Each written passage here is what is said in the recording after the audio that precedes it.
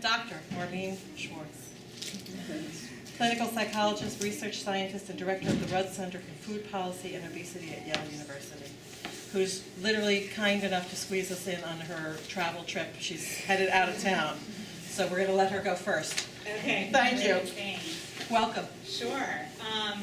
So Debbie Hauser and I trained together. You trained That's how we together? know, yes. We Okay. were interns at Yale in the psychiatry department, and I won't tell you what year, but it was a very long time ago. And the only one who takes precedence over you is the president or so Debbie's up right, at yeah, seeing yeah. Oh, right. President Obama today. So that's okay. But Debbie and I both are clinical psychologists, and actually then after we finished our internship, we both went to the Yale Center for Eating and Weight Disorders. And so the reason this is relevant is that I spent about 10 years doing treatment for eating disorders and obesity. So seeing individuals, seeing families, kids, adults, and basically got to the point where I felt like, particularly with obesity, not so much with eating disorders, but particularly with obesity, that we really weren't able to help people after the fact. That once someone was overweight, even kids, it was very hard to turn it around and help them lose weight and keep it off. And I often felt like, these were highly motivated individuals coming to my office, trying really hard to make all these changes, and I often felt like we would, sort of get a plan together, then they'd go back out into the world, and then the world would undo all the work that we had done in my office. So after about 10 years of that, a combination of that frustration plus my own experience with my kids starting school, I live in Guilford, and the Kelly Brownell, who ran our clinic, I think was similarly getting frustrated. We all sort of shifted our focus to public policy. And the idea was really, rather than trying to treat obesity one person at a time, can we change the environment that we live in so that it's not so difficult for people to be healthy in the first place? Because with the increase in childhood obesity, it's pretty hard to argue that there's something wrong with this entire generation of children, that, internally, it's much, I think, more logical to say there's something about the way our environment has changed since the 1970s that has created a situation where we've had this, doubling and tripling of childhood obesity rates. So what I'm going to talk about today is I just want to give an overview of some of the research in this area, and then I can talk about, this has been both my professional and then sort of my personal volunteer life for a long time. I was on the school wellness committee in Guilford. Finally, the daughter I'll talk about, I started when she was in first grade, and she's graduating from high school this year, so it has literally been 12 years. And Marlene, can I just interject for Sure. a minute? Many of the people that are here tonight were, one of the catalysts to starting the PTA in Clinton was healthy nutrition and school okay. lunches. And through the efforts of our members with the school board, John Ciliano was hired as a part-time food service director through those efforts and is now full-time. Oh, wow. So John is here with us tonight too to share some of the things that he's incorporated Great. over the last 3 years Great. into the changes in development. Yeah, no, I remember coming and giving a talk to teachers in Clinton probably 10 years ago. It was a pretty long time ago. So anyway, so what I'm going to talk about today is, let me just back up, sort of some of the research on why willpower is not enough, and I'm going to talk about this idea of optimal defaults, which is sort of creating the optimal environment, and then work in schools, and if I have time, I'll talk some about our work on food marketing. So, the real question, we like to believe that we eat things because it's this conscious decision to, intentionally eat things, but the research would actually tell us otherwise. So there's been a lot of work with animals. This is a rat with his rat chow, and what they found with animals is that you give them a whole lot of this sort of healthy food. The rat will eat when he's hungry, he'll stop when he's full, and he'll maintain a healthy body weight. But then what researchers have done is they've given the rat what they call the supermarket diet, which, as you can see, is high in sugar, salt, fat. And what they find is that the rat actually triples his body weight. So I think that this research is really interesting because what it shows is we are biologically driven to overeat sugar, salt, and fat. And I like to point out that next to his left paw there's still the Purina rat chow. So if there was any biological sort of pressure to eat healthy when you've been eating these unhealthy foods and gaining weight, that's what the rat would have eaten, but it didn't. So this idea of providing healthy choices, I think it only goes so far when it's competing with this, the sorts of foods that really override people's ability to self-regulate. So here's the two little rats together. Such a terrible irony. It's just so enjoyable to eat the Oreos and not Right. carrots. Right. Well, and if you think about it, during most of human history, the problem was famine, right? And so we have evolved to eat as much as we can when it's available. And we have evolved to prefer foods that are calorie dense, because if the problem is famine and there's food available, you better eat it, and you better like eating the things that are going to give you the most calories, because that's what's going to keep you alive. Sadly, our genes are the way that they were, thousands of years ago, and our environment isn't. So another factor that can really affect what we eat is portion size. So there's been research with kids where they find that depending on what portion you give them, they will actually eat more. So they've done this with preschoolers, with macaroni and cheese, where they'll give the same child macaroni and cheese in a small bowl versus a big bowl on different days, and the same child will eat more. So that sort of tells us that another thing that affects how much we eat is the visual cue of how much is in front of us. Now, if you think about this from a societal perspective, the issue is that our portion sizes have gotten bigger and bigger. So, I actually remember in elementary school, there was a Coke machine in the teacher's lounge, and I don't even think it had these 8 ounces. I think it had these little 6.5 ounce bottles. And so now, the 20 ounce is really more what you typically find when you're out. I did see recently, where was I? Oh, I was on the Merritt Turnpike, and I stopped at a rest stop, and they had, 12 ounces was always what the cans were, but now they have 16-ounce cans, which is not good news. So basically, just what we feel is a normal portion has changed over the decades. This whole thing about, gulps, like the original gulp was supposed to be a lot. It was 16 ounces, that's 2 servings, and now we're up to, 64 ounces. Wow. So the other thing that affects what we eat is literally how accessible it is. Now, so this is sort of humbling research, in my opinion. There was a researcher named Brian Wansink who did a study where he went into an office building and he put bowls of M&Ms either on the desk or on the printer stand. And the desk you could reach, the printer stand you had to get up and walk 1 step to get to. And then he sent in his research assistants at night. They counted up how many M&Ms got eaten that day. And basically what they found was one group ate their M&Ms faster. Which one? The desk. And when they interviewed people afterwards, they were like, well, they were just right there and I could reach. Whereas if it was actually out of your sight, even if it was so close, they'd forget about it or they just wouldn't sort of get up and go get it. He also had a condition where the M&Ms were either in a clear container or an opaque container. And again, exactly what you would predict, that the clear container M&Ms were the ones that got eaten first. So, we respond to visual cues. We respond if it's in front of us. This is perfect. You want a big portion-sized grapes available. So, I should like pass it around, and I bet a bunch of you would take them. So the idea is that if it's a food you're trying to promote, you want it to be visible, accessible, try to make it as easy for people to get. And if it's a food you're trying to limit, you want to do the exact opposite. So an interesting, sort of change that's occurred in the past several decades is when you look at kids' milk and soft drink consumption over time. So back in the late 70s, both boys and girls drank more milk than soft drinks. Boys had about 15 servings a week, girls about 10, and then soft drinks were around 7. But by the mid-90s, it had completely flipped. So the milk consumption was down and soft drink consumption was way up. Now, you could say, well, what changed between the 70s and the 90s? Well, one thing that changed is by the mid to late 90s, there were vending machines in almost every high school in the country. That soft drink companies had what they called pouring rights contracts that they would set up with the district, and then they would put the machines in the schools.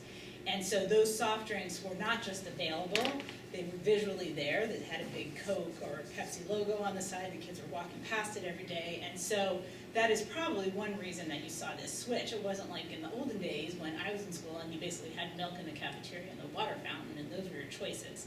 So I think part of what we've seen in terms of increased sugary drink consumption with kids is due to what happened in schools, but it's also due to the fact that price-wise, they have proportionately been getting less expensive over time. So while other things have been getting more expensive over time, the price of soda hasn't actually changed that much. So it's even, more of a disparity or discrepancy between the cost of the healthier drinks and the cost of the soft drinks.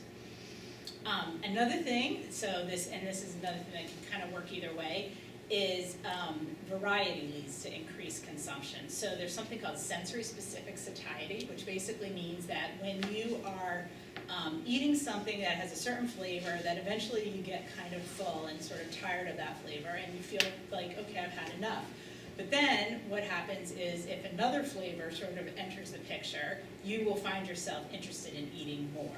So I think of this in two things. One is the buffet effect. Like if you go to a buffet, people will eat more than if they go to a regular sit-down restaurant, because when you go to a buffet, your tendency is to want to take a little bit of everything and have a lot of variety on your plate.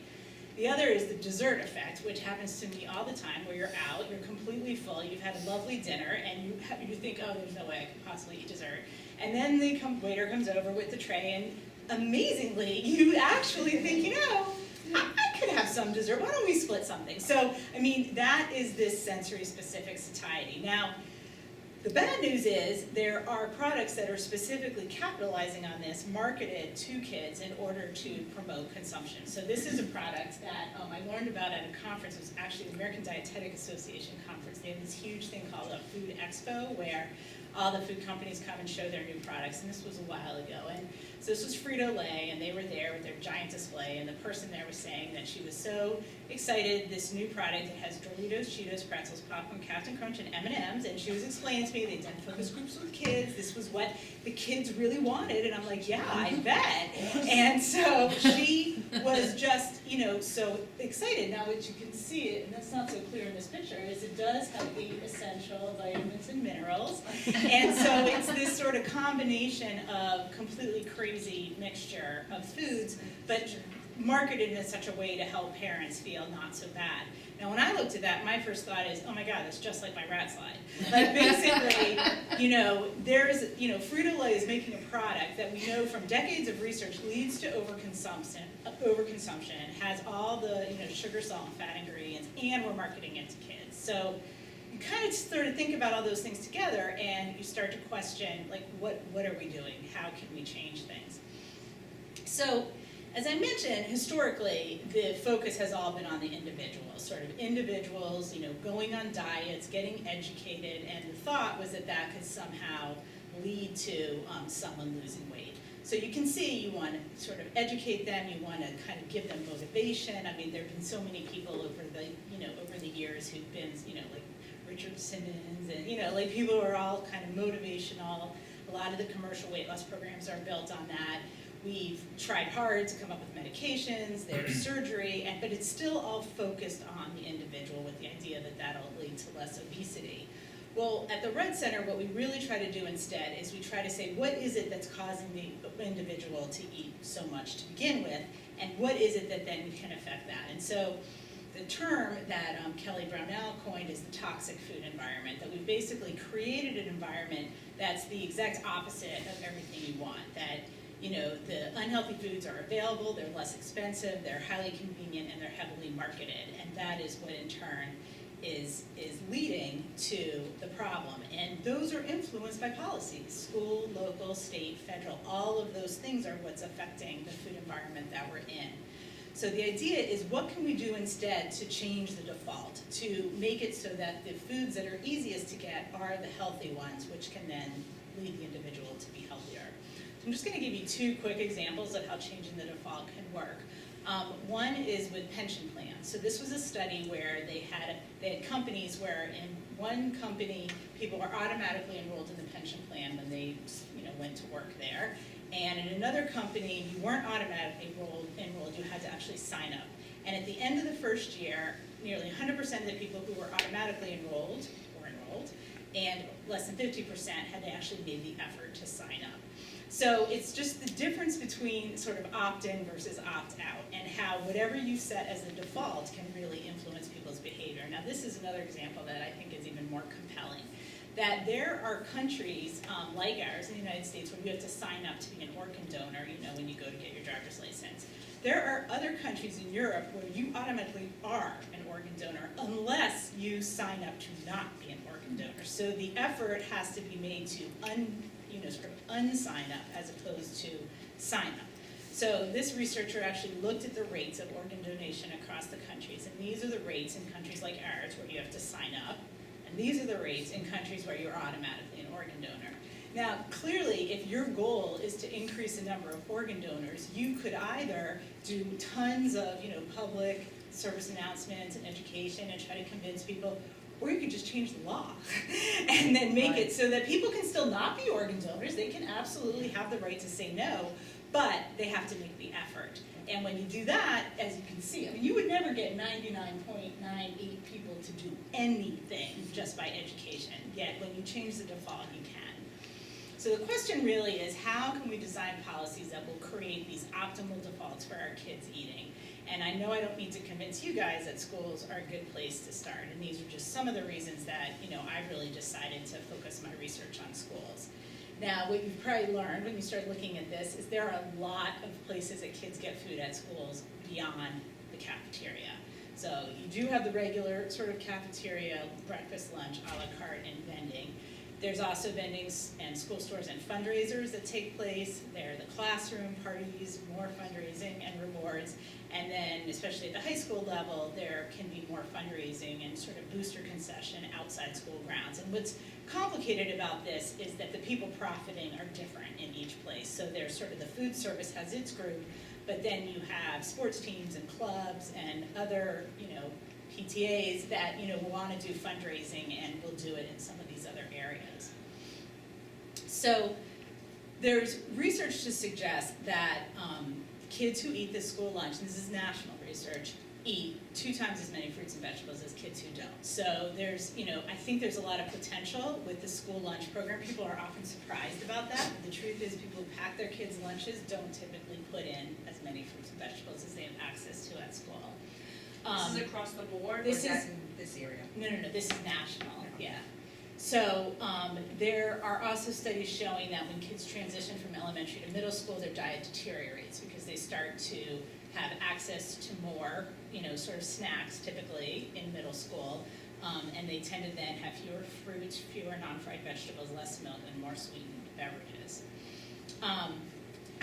There are studies that have looked at kids in schools that either do or don't have a la carte, sales of things sold outside the school lunch program, and found that the kids in schools without a la carte eat more fruits and vegetables and fewer calories from fat. And then finally, this study found that schools, this was done in Minneapolis, that schools that had more policies to limit consumption, so more regulations about, fundraisers and food sold outside of the lunch program and things like that, actually had a lower prevalence of obesity. So then a lot of times when when I push for changes in schools, people will say, yeah, but this isn't really the school's job. The school's job is to educate kids. And we actually have been doing a study in New Haven where it's an interesting place to study because it's free lunch for everybody. So their rates are so high that they don't even bother with the paperwork. And we've gone in and assessed the relationship between test scores and a number of health and wellness factors for the kids. And what we found was actually a relationship between higher test scores and healthy weight, being physically fit, lower sugar drink consumption, lower fast food consumption. The biggest one, no television in the bedroom. Like if I could get parents to do one thing in this country, it would be get the TV out of the kids' rooms. If you haven't put it in there, don't put it in. It is so reliably predictive of kids getting less sleep, more exposure to marketing, worse diet. I mean, it's amazing. And yet, it is, I have 3 kids. They've since given up asking, but there is this tendency, you buy a new TV, you have this old TV, you don't want to throw it away. It's so easy to just stick it in the kid's room. So my 8-year-old asked at dinner tonight, when do I get a TV in my room? Yeah. Sarah said, never. Yeah, that's my right. oldest, never. Right. Stop asking her, never. I know. I was never allowed to have one, and finally No. when I went to graduate school, I got a TV. That was the first time.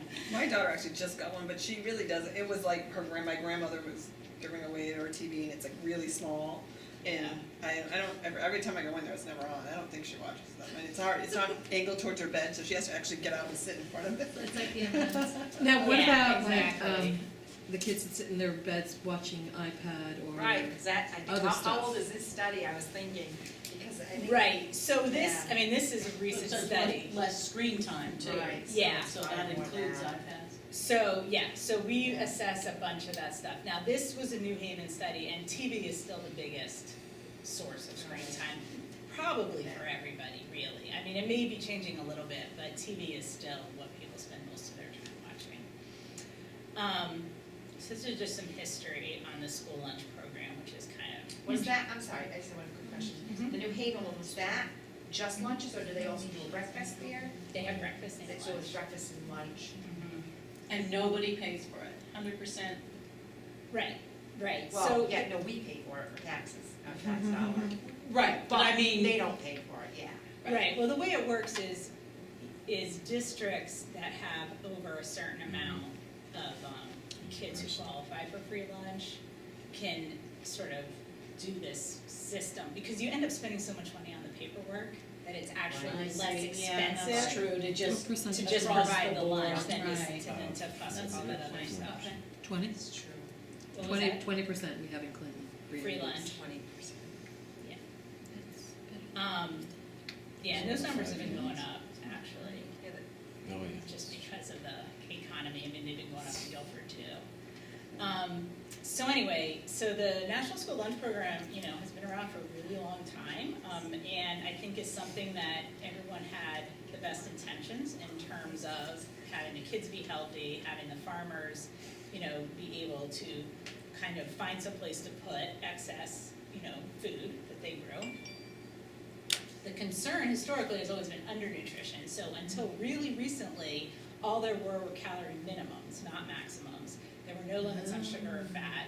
And what happened was, I'm guessing in the early decades, it was probably perfectly fine. I mean, it was probably a lot of, you know, sort of local women working in the kitchen. So now go making back the to, lunch. what year did you say it was? 46. 46.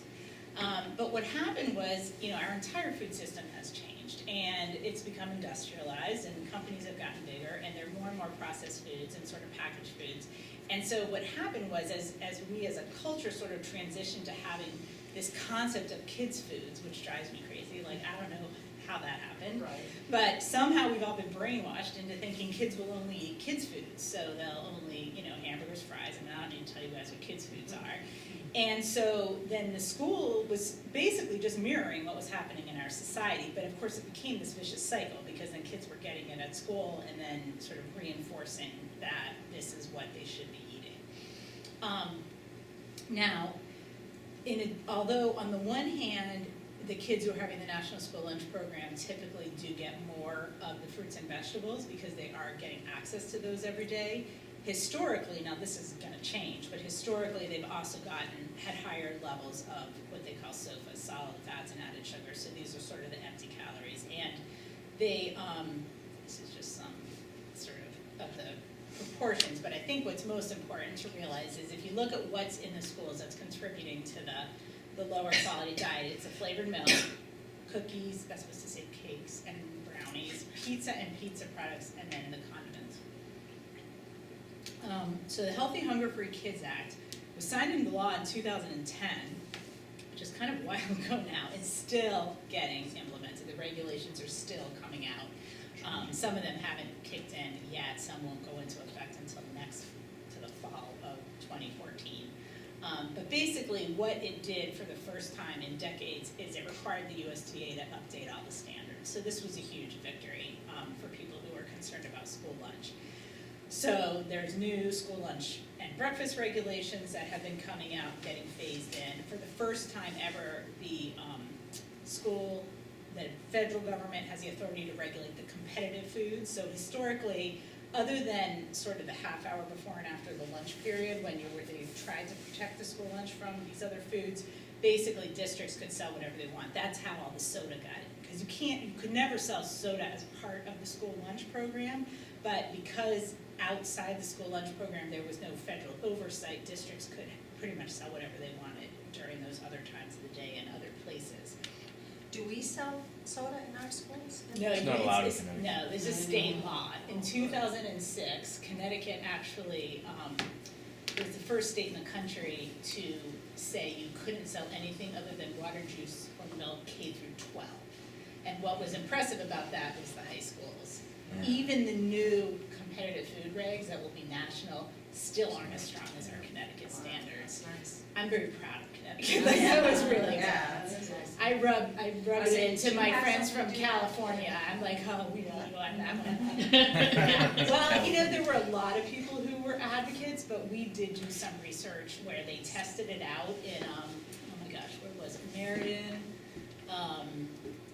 Danbury, and there was one other city where we had one school take out all the stuff and the other schools leave it in, and we showed that they didn't lose money. That was the main thing.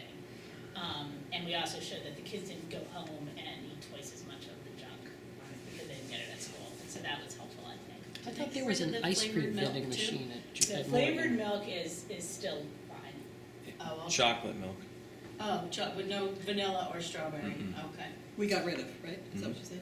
Yeah, I mean, so the state has, well, it's complicated. There's this thing called healthy food certification, which you guys probably do, Yes. right? About 75% of the districts in Connecticut do it.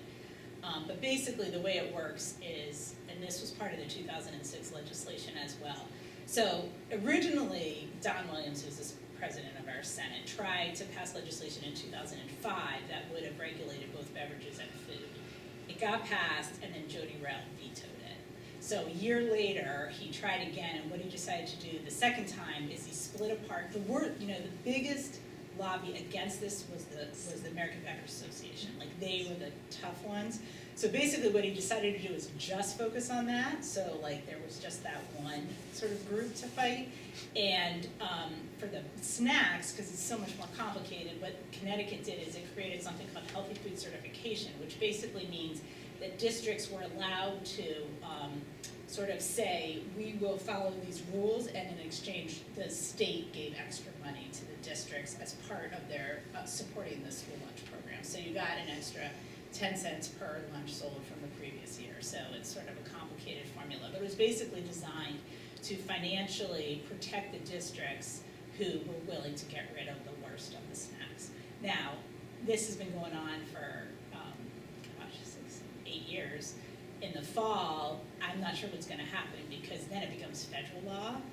Now, Connecticut standards aren't 100% consistent with the federal standards, so we'll see what happens. But we were so far ahead of the curve, it's almost like the rest of the country is catching up. So the other thing that the Healthy HungerFree Kids Act did is it said that every district had to have a school wellness policy. And so that is something that really gave the districts a lot of autonomy in terms of writing a policy and putting in, whatever the district itself felt they wanted to prioritize, and then the board would approve it, and then then the superintendent was responsible for making sure that was implemented.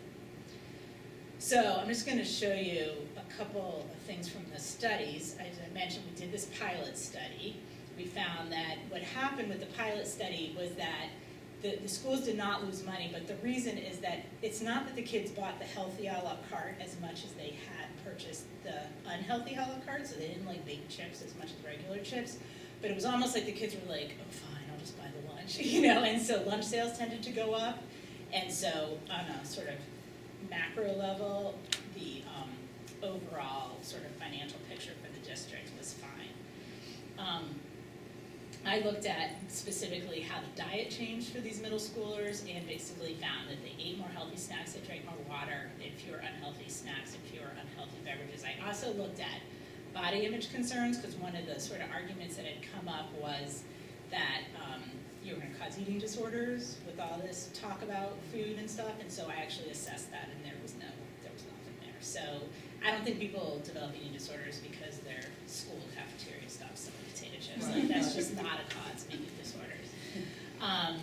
So this was the part of the study this part I actually did in Guilford, where we took all of the competitive foods out of the elementary schools at this time. And so I looked at what kids ate at home and what they ate at school from before in 2004 to after in 2005, and basically found that what they ate at home stayed the same, what they ate at school obviously went down, and so basically overall consumption, sort of net consumption, decreased. So I did have this funny experience where I remember after they finally implemented it, That's and great we did graphic. this study, I actually went to bed and I thought, kids in Guilford had one less cookie today because of what we've done. So I mean, it's sort of just this idea that you can change the environment and affect everybody, as opposed to sitting there trying to, do it one at a time. So, there's always this argument, and I mean, I hear this constantly because, it's easier sort of politically and emotionally to focus on promotion, like promote fruits and vegetables and, have school gardens and, sort of do things that are all about increasing consumption. Nobody likes the taking away the unhealthy stuff because then you're called the food police and all kinds of things like that. And there's this belief that some people have that, if you take it away, people are going to want it more, this sort of reactance.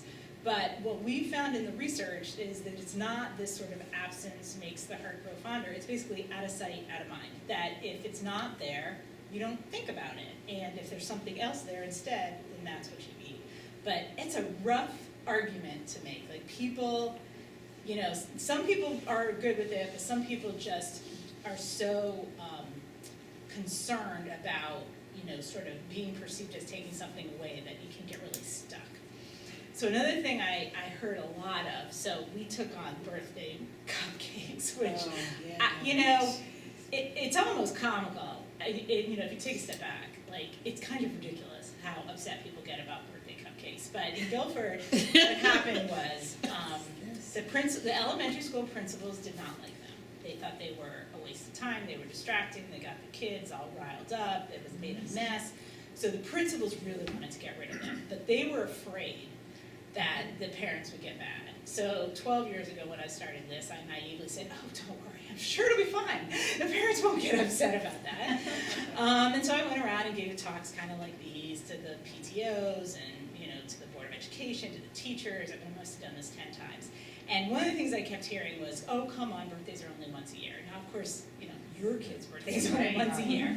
So I made this slide because I did have, and my youngest was in, my oldest actually was in elementary school. And I said, all right, how many things are really once a year? And, I just trying to remind people that, when you put together all the holidays, all the birthday parties, I mean, sometimes you had a birthday Every party excuse, at school right? and then another birthday party on the weekend for the same kid. I mean, it was crazy. And so this was sort of trying to make the point that you can't just think about what you yourself are doing. You have to think about the entire environment. And really, the way Guilford finally managed to get this through, and it's been our policy now for years, is they made the argument that when you're a parent and you send your child to school, you basically have the right to know that nobody else is feeding your kid.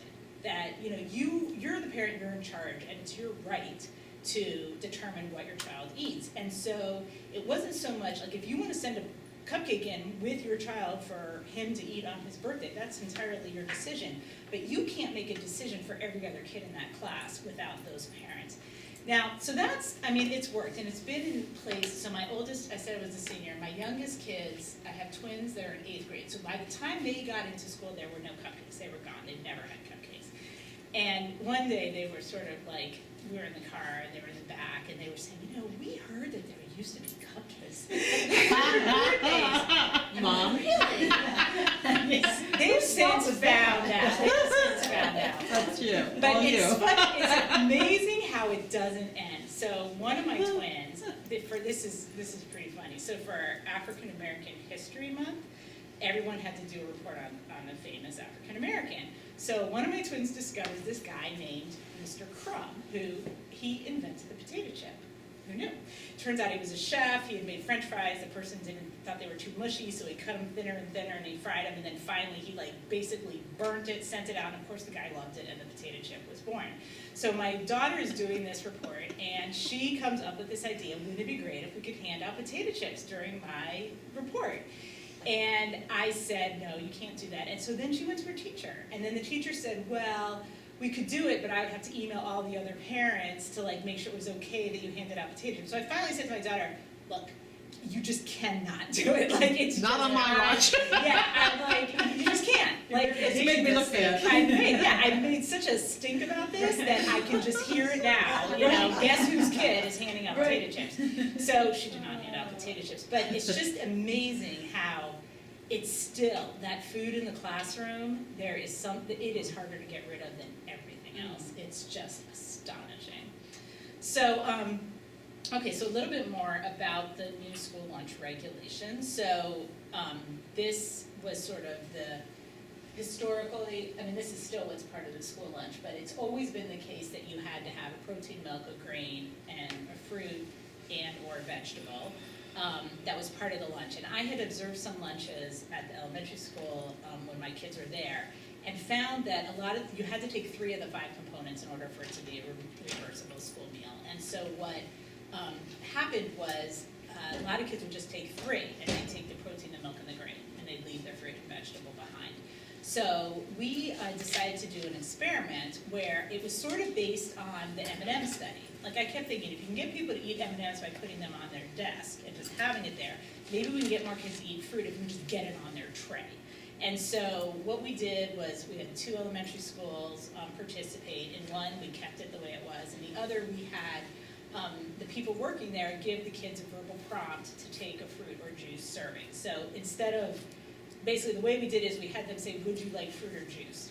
Which sounds like a choice, but it was sort of implying you're taking one of these, which note is a really good way to do this. Like, make it sound like it's a choice, but it's not really, it's like, do you want to wear your red coat or your blue coat? Not like, do you want to put a coat on before you go outside? So we said, do you want to take a fruit or juice? It was fine if the kids refused, hardly anybody did, and then we actually went in and measured how much the kids ate. So what we found in the control school, this shows the amount, the percent of kids that were taking the fruit, more kids took fruit than juice, and then ate it. And you can see that, not everybody ate it when they took it. And these were the kids that sort of chose to take it without any prompt. It was about 70% of the kids who took it ate it. Well, in the experimental school, what we found was that practically everybody took it. Like, these, they're elementary school kids. When you prompt them, they typically do it. Again, many more took the fruit. But what was shocking was 70% ate it. So the proportion of kids who ate it once it was on their tray was exactly the same, whether they had chosen it or whether it had been sort of nudged for them to take one of them. So this is sort of a huge issue, because right now the new regulations for the school lunch say that in order for it to be reimbursable, the kids actually have to take a fruit or a vegetable. And this has probably been criticized more than anything else. But my position, based on this research, is that chances are people are focused on what's in the garbage, saying it's getting thrown away. But this is what I think is happening, is before, let's say, 50% of the kids were taking the fruit and or vegetable, and then 70% of that 50% were eating it. Now you've got 100% taking it, and 70% of that 100% are eating it. So both things are happening. Consumption is going up and waste is going up. Like, people, when they talk about it, say it's not leading to increased consumption, it's just leading to increased waste. No, it's leading to both. It's leading to increased consumption and increased waste. Now, obviously, nobody wants increased waste, but instead of it being sort of an either or, I think what it really illustrates is that you kind of need to decide how much waste can you tolerate in order to promote more consumption. And so it's really a much more complicated question. But it drives me crazy when people just focus on what's getting thrown away, because yes, it is more than before, but they're also eating more than before. And there have been some studies to start to look at this. It's kind of a hard thing to study, because you got to go in cafeterias and take people's trays, and so not that many researchers do it. But the research that has been done is really sort of supporting this idea that more kids are eating it because more kids have it on their tray, but more is getting thrown away than used to get thrown away. And then this is what I just said. So in terms of sort of other ideas, I mean, I know, I'd be really interested in hearing what you guys have done. I know that some of the strategies that have been used in schools, one is variety, so we know from the research kids like variety, so, offering more variety should lead to more consumption.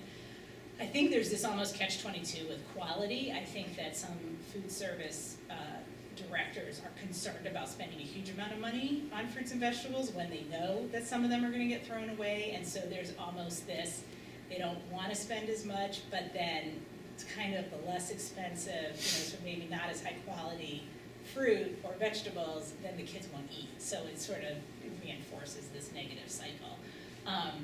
I think I've heard that the ease, especially with the little kids, cutting things up, peeling things, making it so that they really can eat it just super easily, because they're not that fast, and they're not that good at sort of getting peels off and stuff like that. That can help consumption.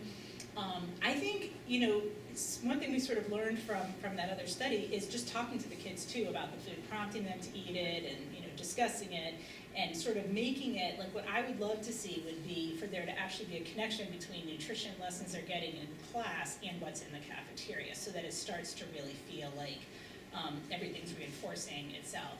Taste testing is a popular way to try to get kids more interested. School gardens are another popular way to try to get kids still interested. So I think it's going to be, it's going to be rough. The entire country changed at once, and there's so it was a huge, huge change, and I think it was sort of shocking to the National School Lunch Program nationally.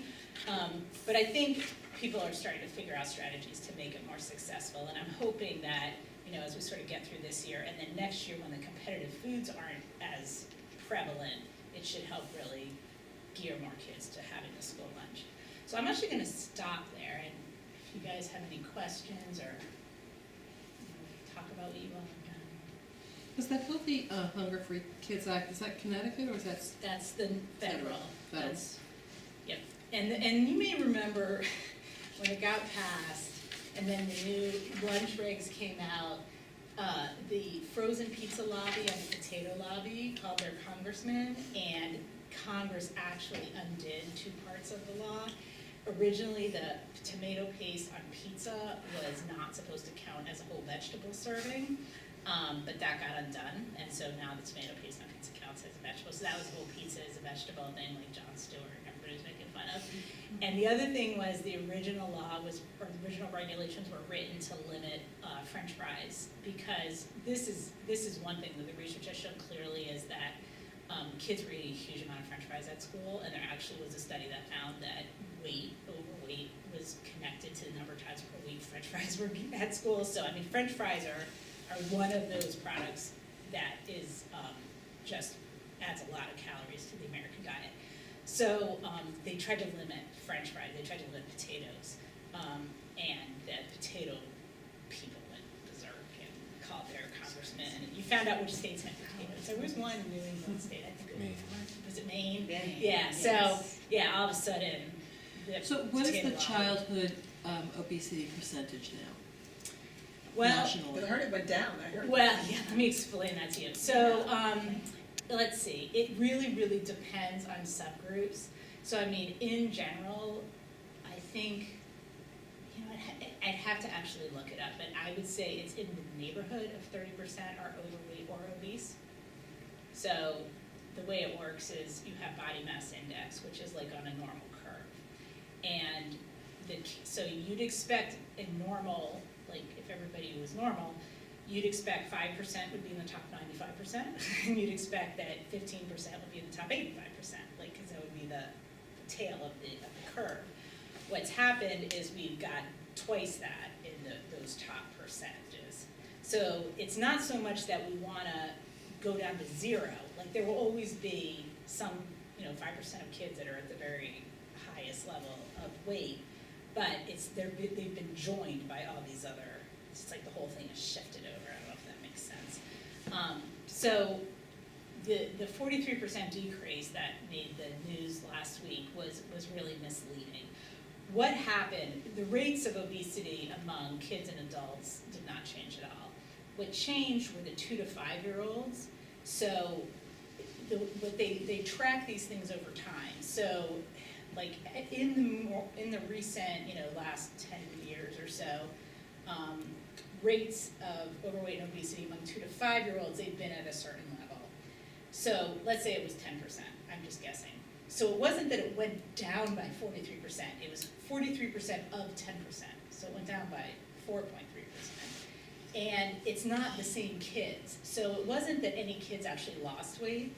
What it was is the new 2 to 5-year-olds, that sort of cohort coming into the study, didn't become overweight as much as the previous cohort had. And so my hope, I don't think that it was completely like misleading. I think we are probably seeing that this generation of brand new little kids that haven't even gotten to school yet probably are gonna have lower rates of obesity than the previous ones. And if they could just hold on, you know, like if we can just keep them from becoming overweight, like then get them through, then I feel like we'll really see a big difference. But it's almost like we lost a generation, and we now just have to wait for this next generation to kind of come in and try to protect them.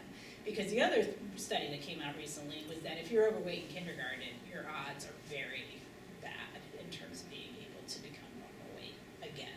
So, you know, it's almost like we've just got to start again, prevent it in the first place, and then see if we can just protect those kids through it. There's going to be vulnerable times like that transition from, you know, into elementary school is a vulnerable time, that transition into middle and then high school, all of those are times where the kid's food environment really changes. And so I feel like it's like up to us to make sure that we're not suddenly giving the kids access to all this junk food. We were talking about it a little bit before you got here, and of things that we notice as parents in this district. And one of the biggest gaps is that there is no classroom education on nutrition, and that is lacking. And even they turn to John, and you know, they're looking for John to do that, and it's like, when, where, you know, the teachers don't want to give up their teaching time. Right. Yet in the middle school level they have a health teacher, and kids come out of those classrooms saying, I mean, jokingly, my son came home one day and said, I'm never eating meat again. You know, that's it, I'm done. Yeah, I Because can't they go to saw this one McDonald's. movie. Yeah, they saw that. Or they, or you know, That's one day he great. comes home and he says, do you know what they do to chickens, Mom? I'm never eating chicken again, ever. I You know, think it was but- great they showed that, because I had been watching it years before, and my daughter would be like, oh, Mom, you and this whole nutritional thing and GMOs and blah, blah, blah. And then she saw that and she told the teachers, What was oh it, my Food God. Inc. or something? Was I it think Food so, Inc. or yeah. was it, or it wasn't Yeah, they Earthlings, showed right? both, Food Inc. Earthlings? No, No. that's not the one I They did remember. Forks Over Knives, didn't they show? No, we showed Forks It was Over Knives. great, though. I don't know what they showed. No, they showed another one. They showed Yeah. another one in Yeah, Mr. what was Bontempo's it? health club. But that's not until middle school. Right, So they're going Right. up to that point without right. anything other than the, you know, food pyramid or the plate. And a I know couple Gina teachers Teachers here was and there. doing a thing in her, they grew beans, Yes. and then they The fourth and made fifth graders are things doing with the garden with now. beans and, you know, I have a question for you. Do you think that that younger cohort is because of eliminating juice? I think juice from what, from WIC? Well, from the whole diet, I mean, there's been a lot of, promotion about not giving those kids juice. I know the I pediatricians seem to be really good. Would be, I don't know the answer to that. I don't know if, I know that there has been. I was surprised that they're promoting juice in school, actually. And will Oh, even well, milk come this out was- too, when our supply of food quality, including milks from cow, is so poor.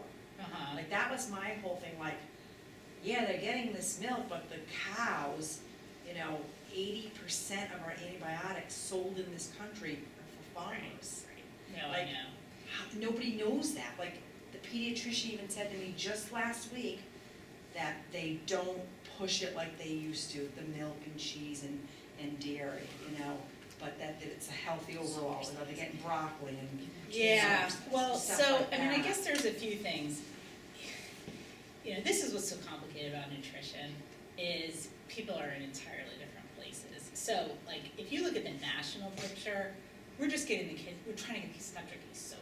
Okay? Now, here in Connecticut, we're probably doing better than most other parts of the country. And so, for us, we can start thinking about juice, which is still considered pretty healthy in most places. And then, like my kids, they didn't like the milk at school because it wasn't organic. Well, like, that's a real, Right. that's not a normal problem. like that's, like, it really isn't. Like, we're sort of, lucky enough to have the resources, and we're of a certain social class where we can worry about that sort of stuff. So, the thing about the research is when you're trying to kind of look at this from a national perspective, you have to set reasonable goals for the country. So I think the American Academy of Pediatrics has been trying to communicate about juice. They're not saying no juice. They're saying it should only be 4 to 6 ounces a day. And And the place that they've had the best, I think we've seen the most change there as in childcare. So there are childcare centers and chains that have gotten rid of juice altogether. There are states that have tried to regulate the amount of juice in childcare, so that's where it's happening, I think. But a lot of kids are there has been no change in Capri Sun, Sunny D. I mean, those things are still, and they're worse. Right, You know, there's no than- nutritional there's really value. nothing there. Right. You know, taking on the, you know, the organic, not, you know, all the stuff with the cows, I feel like we'll get there eventually. Right, 'cause that's a whole other But issue. that, like we're just not there yet Right. as a country. Well, even kind of like with the fruits and vegetables, like seeing what they had there, which was great, you know, seeing that, there was an apple and then there was a bag, you know, bag of carrots, I think it was. You know, but then you're, like, I'm looking at it going, you know, I know those carrots were probably washed with bleach. I know that personally. Right. Unless they're organic. Right. The apple, if it's not organic, probably, and even if it was organic, is full of pesticides and herbicides and killing Yeah. bugs. Yeah. So like, but that is a whole nother issue. Yeah, you It's so can't, hard to you can't get do it into all at that. once. Like, I feel I like. thought organic was, meant no pesticides or herbicides. Well, not so much, I mean, that's a whole other. Here's the thing, the more you controversy. study any of this, the more confusing it It is. is, yeah. I mean, honestly, it's like, it's so complicated. So I mean, I think, I hope 25, 30 years from now, Right. we're at that point. I feel like right now, we're still trying to, you know, deal with no sugary drinks No and soda, no- eating fruits and vegetables. I'd be happy with Yeah. that. You know, like, I just, like, that So would be on a enough real for me. direct, like, what would your advice to us as parents be? If you had to pick, like, top three? You mean, I think if you're worried about your child's Yeah, just to nutrition? focus on, yeah. I would say no sugary drinks. So, you know, water, milk. I mean, we buy orange juice and mix it with seltzer, and that's it. I don't buy any other beverages. So I think that the biggest source of added sugar in kids' diets is from beverages, from soda. So I think we need to get rid of that. I mean, I really don't buy soda ever. Like, another sort of evolution in my experience was when my oldest daughter had her bat mitzvah. She wanted to have soda there, and I caved, and so we did. By the time the twins did, I said, no, we're not having it. But you have to be tough. Culture, it's a culture thing, You yeah. have to be tough. So, I'd pick that number one. I really would get the TV out of the bedroom. I really would, even if it's not bad now. Yeah. It can get bad. You don't wanna, I you don't just think don't we wanna got have to worry about your kid watching TV after you think they're asleep and they're really staying up and watching. And the same for computer, phone, iPad. They need to leave it out in the hallway and go, cause that, I think, Yeah. really interferes with sleep. Yep. And then I think just trying to have a variety of fruits and vegetables. You know, my 3 kids are totally different. You know, one of them is great, one of them is medium, and one of them is terrible. And so you just have to, you know, I just never give up, you know? I just make the fruits and vegetables, and this one says to me, you know, I don't like that. I'm like, well, but maybe today you will. Like, you know, so just as much variety. Is that your oldest or your youngest? Who doesn't like It's one of the twins. Oh. Yeah, and they're identical. So she tells me it doesn't taste good, and I say I don't believe you because your twin sister with identical taste buds says it tastes fine. I have So, twins who like different things, but they're my better eaters. yeah. And So- you also said too, is having it available. Right. Like Right. always available. You Yeah, can't I mean, like, freeze this it. is perfect. Like, this Yeah. is what you wanna do when you're making dinner and they're like clamoring. You Right. wanna throw some grapes on the table. I mean, and don't even say anything. Like, less is more. Like, don't say, here, have some grapes. Just quietly put it there, and then they can have it. So I think it's, you know, and trying not to fight about it. You don't wanna get in a big argument, you can't have this until you eat this kind of thing.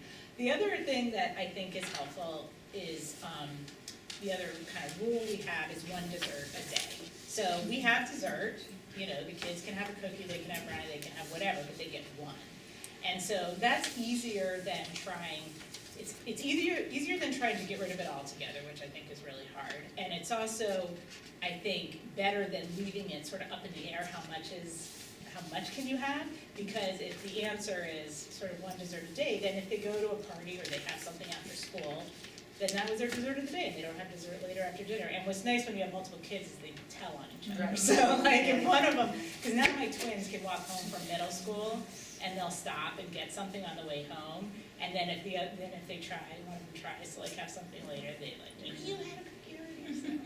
You know, while you were talking about the cupcake thing and the birthdays, and you had up there, you know, birthdays happen once a year, it kind of gave me an idea that I wonder what you would think, because we still do have the cupcake things in the middle school here, and I know even the teachers are getting you know, they get to bring their extras to all the teachers, they get so many cupcakes. In the middle school, Val? No, the elementary school, Okay. yeah.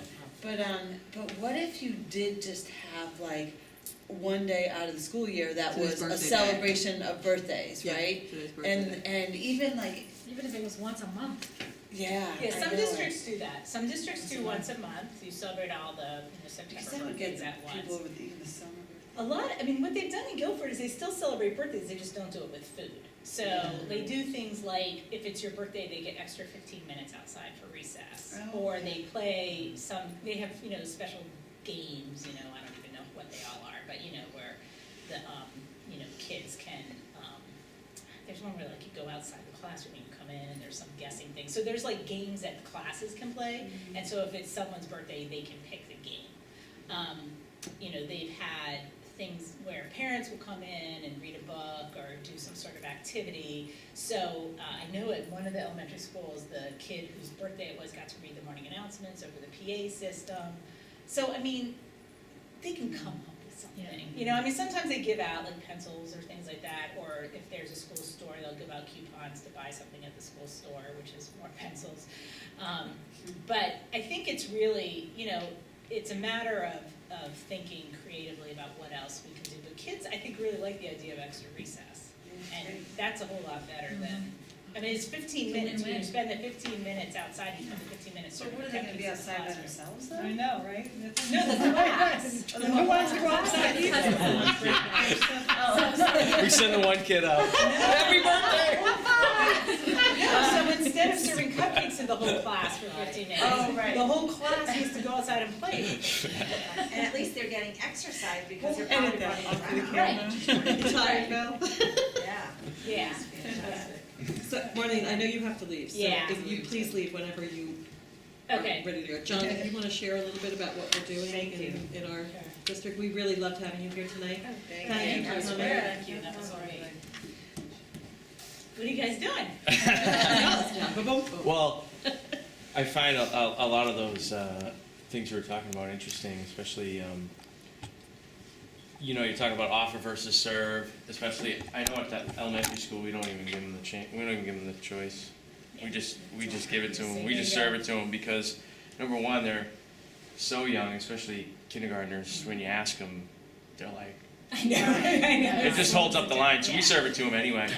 But And it sets them up, I think, for going on, you know, first grade, second grade, third grade. and we do it actually at Pearson as well. Yeah, But, it's- you know, it's funny, like you say, when, as the kids get older, we kind of give them more choices and more freedoms, and then, you know, what you see at the elementary school, now they're older and they have more choices, and the as strict as we are on the food at the elementary school, it kind of lessens as they get older, so they have more choices to make. But like you say, Connecticut being the regulations in Connecticut are so much different than the rest of the country. So I know with the beverages, I used to hear a lot when I started that we used to be able to sell like Gatorade and Powerade at the high school. They used to make a killing, I guess, selling those things. So really, we always sell is water and juice.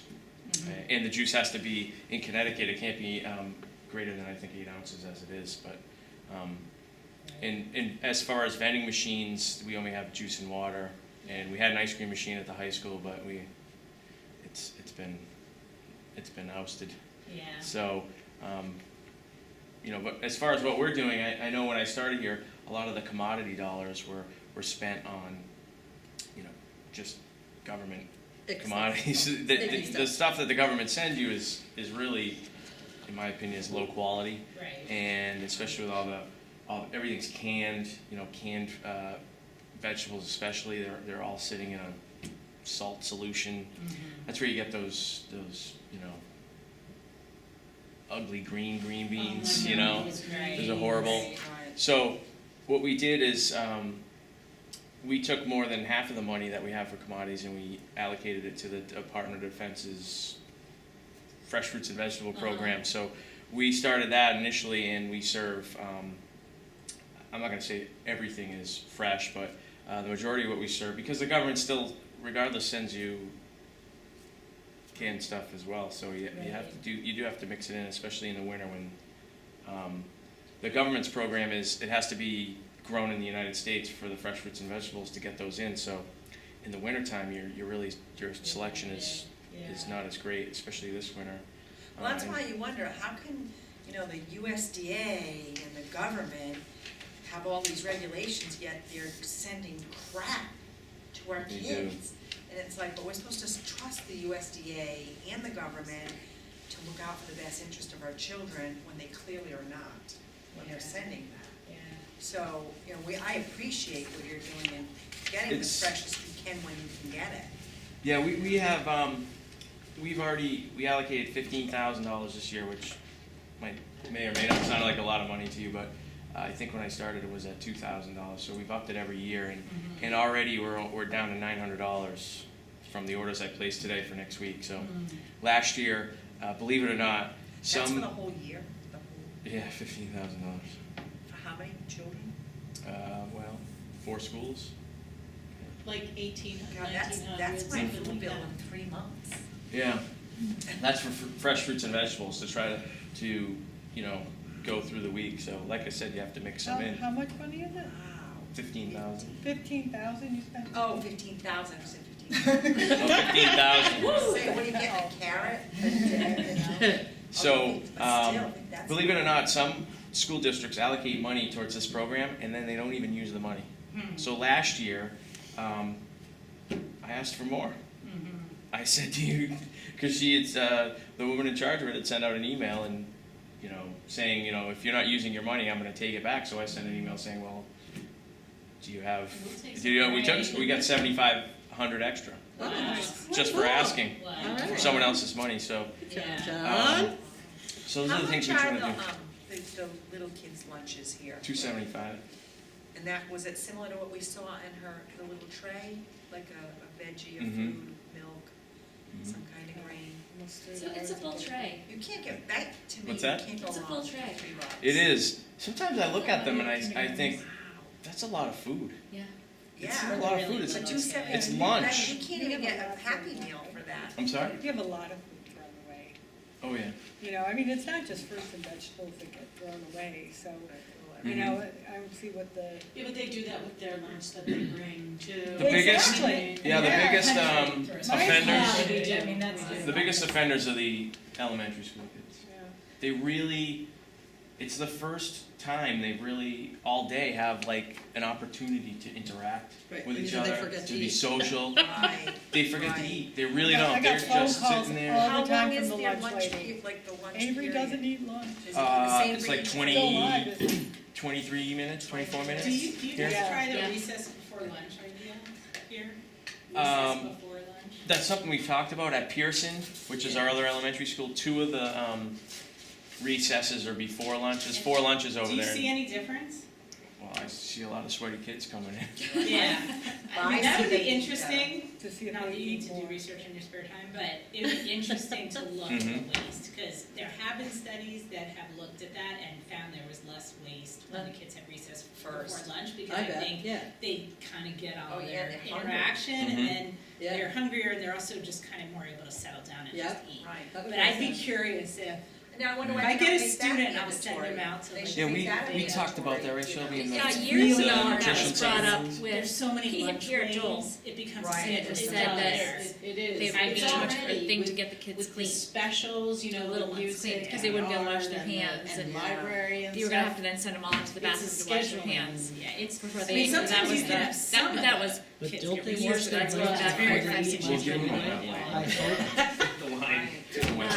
and so I'm in a kindergarten class, They and would the just, don't they have biggest to clean sanitizer after before they they go go. off I'll take on that. recess anyway? But I don't know about other Oh, when classes. they My go back kindergarten into teacher, class. before they went to the door, everybody gets They should. Really? Yeah. I just line them up. Yeah. Move them on. But with a lot of sugar in it. At the high school, 15. they're done eating within 10 minutes and they sit there for 15 just talking. And over here, all 24 minutes and they never even finish. Yeah, that's a stimulant, they really shouldn't. Well, It's one time The they little don't ones have to just, eat. it's just not good, but it's Like a what social they experience do before now. they eat you because they It's get like stressed. some place to hang out.